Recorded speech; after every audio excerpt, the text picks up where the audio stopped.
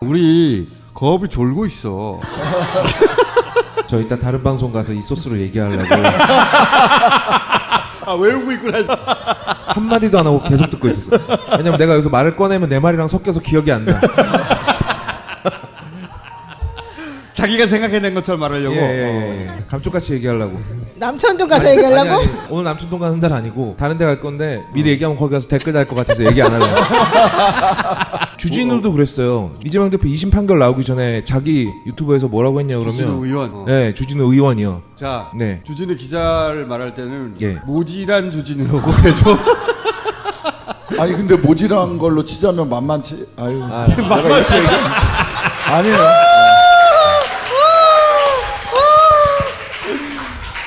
그러니까 주진우 의원이 자기 유튜브 채널에 여러분 편히 주무세요. 잘 자요. 이재명 절대 무죄 안 나옵니다. 그렇지. 라고 썸네일까지 봐가지고 올렸단 말이에요. 근데 그렇지. 왜 주진우가 그 말을 한 게 제가 내도록 찝찝했냐 그러면 걔가 1심을 맞췄어요. 1심에서 징역 1년 나올 거라는 걸 맞췄단 말이야. 그래서 저는 이 인간이 뭔가 진짜 아나 보다. 근데 다음날 되니까 저는 싹 다 무죄 나왔잖아요. 그러고 나서 주진우는 아무 말도 없었거든요. 그리고 선고 나오기 전에도 권성동, 권영세 둘 다 이재명 대표한테 결과 나오면 승복하라고 계속 그랬잖아요. 그래놓고 지들이 나중에 승복 못하겠다 그랬잖아요. 그치. 헌재 재판관은 회유 압박, 회유 압박, 회유 압박. 이게 가능한 애들이 왜 이재명 대표 무죄 나오는 거 몰랐을까? 아니 그러니까 저쪽에서 4대4는 다 헛소리라니까. 음. 그거는 윤석열 듣기 좋으라고 하는 소리도 있고. 네. 그 지지자들 계속 뭉쳐놔야 그러니까 모 방송인하고 한번 찌라시를 한번 써보자 우리가. 써서 몇 군데 돌렸어요. 다시 돌아오는데 2시간이 안 걸렸습니다.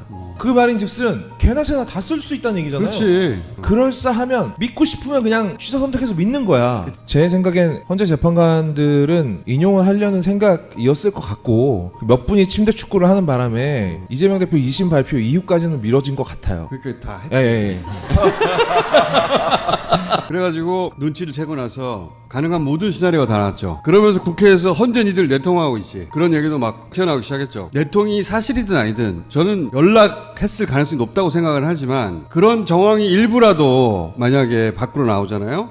그러면 헌재 박살나는 거예요. 그리고 어떤 선고를 해도 안 먹혀요. 나라가 결단나는 거예요. 그거 압박됐을 거라고 생각해요. 헌재 긴장도 엄청 올라가고 보수 재판관들이 애초에 시나리오 4월 11일이 있었다 하더라도 그때까지 못 버틴다. 이런 컨센서스가 내부적으로 이루어졌을 것 같아. 그때 헌재에서 국회 왔다 박살 났거든. 사무처장이 와가지고 박살 나고 그리고 뭐 전원 탄핵 나오고 헌재 재판관 탄핵 나오고 막 그러면서 4월 11일까지 버티는 건 불가능하다. 헌재 사정이 변한 거지 이제 내부적으로 긴장도가. 재판 연구관들 있잖아요. 그 보좌하는 연구관들이 원래 이제 편제 정원이 한 60여 명인데 더 추가로 파견받고 그래서 70여 명 좀 넘는가 봐요. 근데 TF에 차출된 그 윤내란 우두머리 건으로 차출된 분들은 어차피 이제 지퍼를 잠그고 있는 거니까 저긴데 그 나머지 연구관들 사이에서 이제 점점 말이 이제 삐져나오기 시작한 거예요. 그러면서 제가 조금 주목해서 들은 게 실제로 재판관들이 연락도 받고 전화도 하고 한다더라 라는 얘기를 제가 듣고 이렇다면 이건 내통을 하든 비밀이 밖으로 새나오고 삐져나오고 전화를 안 더 받아야 세겠구나. 되는데. 그렇죠. 우리 상식으로는 그렇잖아요. 그 불만을 제가 들은 게 그게 금요일이에요. 그때부터 촉을 세워서 이제 매일 물어봤죠. 근데 그 전화 받는 사람들이 누구랑 전화했냐? 민주당 의원은 아닌 것 같아요. 왜냐면 내가 민주당 의원들한테 물어봤는데 자기네들의 친한 헌재 재판관들이 사실 있을 거 아니에요. 옛날에 했는데 안 받았대. 그러니까 이쪽은 전화를 안 받아. 이쪽은 전화를 한두 명한테만 한 것도 아니고 정말 끈끈하게 친한 관계에 있는 걸 내가 확인을 했는데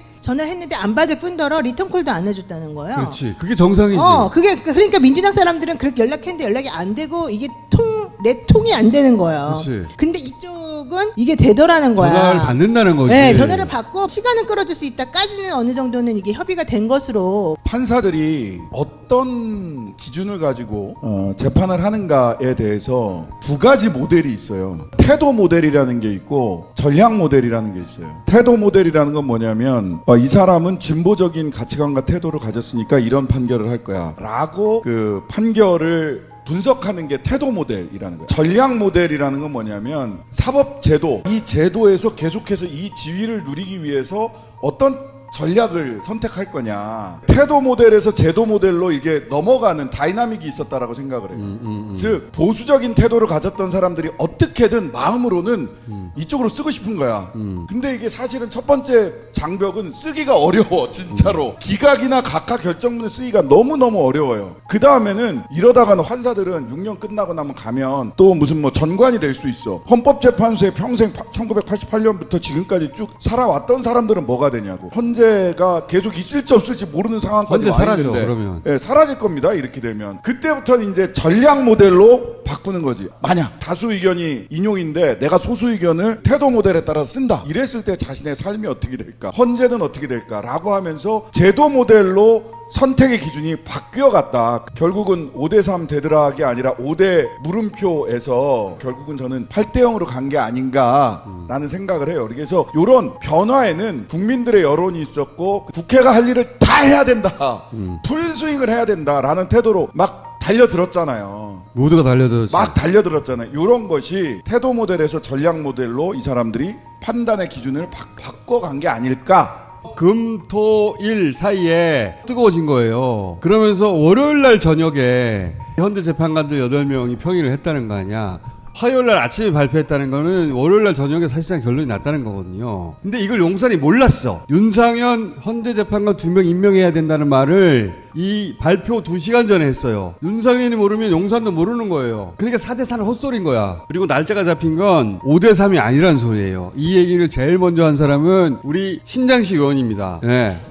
이준숙 선거 때 한 사람으로 결과가 바뀔 수 있으면 그 한 사람이 임명될 때까지 기다린다고 했어요. 근데 만약 5대3이다 진짜로. 그러면 40역에 와야 돼. 헌재를 구성하는 재판관은 그대로예요. 더구나 대통령 탄핵이잖아. 더더욱이 못하지. 40역을 가처분해서라도 임시시효를 줬을 거예요. 줬을 거예요. 근데 아무것도 안 했잖아. 그러니까 5대3이 아니고 제가 그걸 5대0라고 표현했는데 3은 의사 표현을 안 한 거예요. 그리고 힌트는 또 있었어요. 4월 18일까지 임명 안 하면 민주당에서 2명의 헌법재판관들의 임기를 연장하는 방안을 만들어 보겠다라고 헌재에서 뭐라고 했냐면 우리 그런 거 신경 생각하지 않고 있다. 그렇지. 사실 그걸 원하는 헌재 재판관은 없을 거잖아요. 우리는 생각하지 않고 있다. 그 경우를 생각하지 않고. 딱 정확히 말했어요. 그 얘기는 거기까지 안 가게 만들겠다. 5대3이 아니라 5대 입장을 정확하게 밝히지 않는 3명 제로였던 거야. 그러면서 그게 그 월요일날 저녁에 드디어 밝혀진 그렇지. 거라고 봐. 그러면서 법사위에서 그때 김정원 사무처장을 정말 잡돌이를 했잖아요. 뺨을 그냥